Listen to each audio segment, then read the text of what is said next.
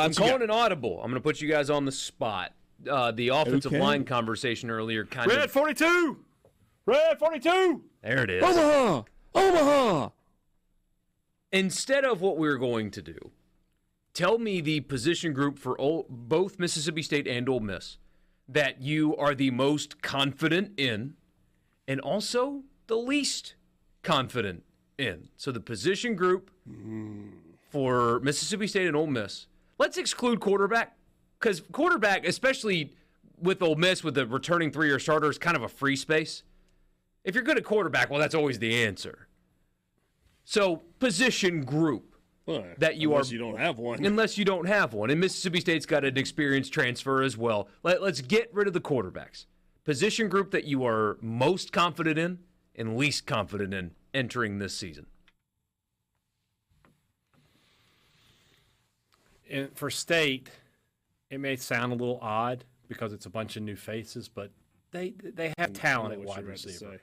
I knew that's what you were about to say. They have talent there. Akari, Coleman, these are guys who have played and played well. And has Trent Hudson, the late addition there.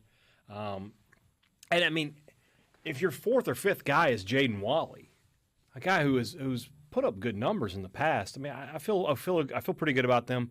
I also like Creed Whittemore. I know that he's talented, and they have freshmen that I like too. Burnside, Harrell, and Craver, they're going to have roles to play. So for me, yeah, the one I trust the most is the wide receiver position. That's the answer for Ole Miss too, I think, because you have everything you want. I was thinking about this during a break. The 3 Ps. You have production. Oh, that's gimmick infringement, and you know it. Is that what you do? I do it every Friday during football season. 3 Ps. Well, what do the P's stand for, though? Preview, playmaker, prediction. Well, but no, this is different. Okay. I'm just saying, bro. Proven production and potential. That's close. It's just close. Pretty close. Just saying. With Harrison Watkins at Ole Miss, you know exactly what they are capable of, and it's high-level wide receiver play. And they were both hurt and played hurt last season and still were incredibly productive. Harris graded out as the number 1 receiver in college football in catching the ball while covered, in coverage. And Watkins is old reliable. Then you add in Juice Wells, he's coming off of an injury, now out of the boot and off the scooter and all that. You've seen what he can do at the SEC level, and it's ridiculously explosive. And then you have potential. What can Deion Smith give you if he can stay academically eligible? You've got Aiden Williams. You've got Caden Lee that they really, really, really like, and so on and so forth. So you have 2 guys that are super proven in your offense, another one that's super proven in the SEC with potential, a lot of potential behind them. That's a really, really solid, high-level, solid, proven position group there. It is, and I think that is probably the right answer, right? When you say Aiden Williams and Juice Wells and Trey Harris and Jordan Watkins and Caden Lee, I mean, yeah, I think that's the right answer. And if you want to kind of loop tight end into that with the way they use that position, you had Caden Priestcorn, it really feels like the right answer. I'm going to go a different direction, though.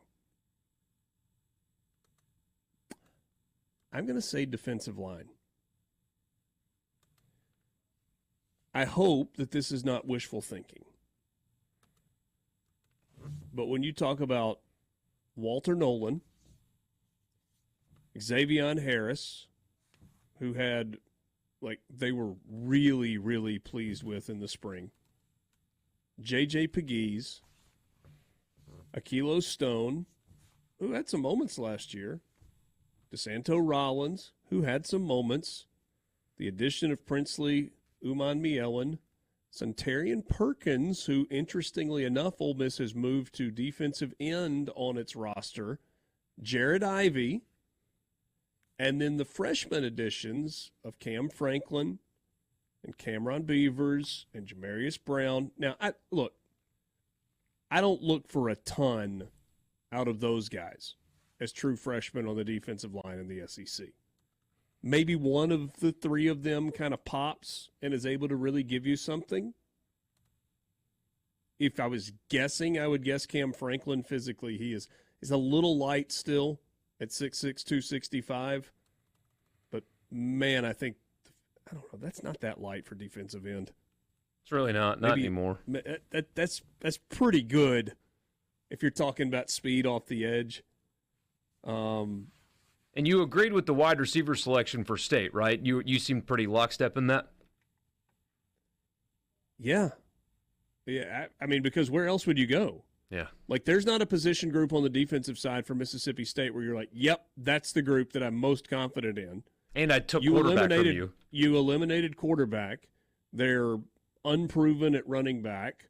4 new starters on the offensive line. Yeah. I mean, when I say unproven at running back, I mean, like, there's not an elite back. They're just guys. Right. Just guys back there in terms of running backs. Yeah, based on what I saw in the spring game, that is absolutely the position that I am most optimistic about with Mississippi State. We'll have to carry this over. And I don't even know that there's a close second. What would be the second? Maybe running back? For State, the second most. That you're most confident in?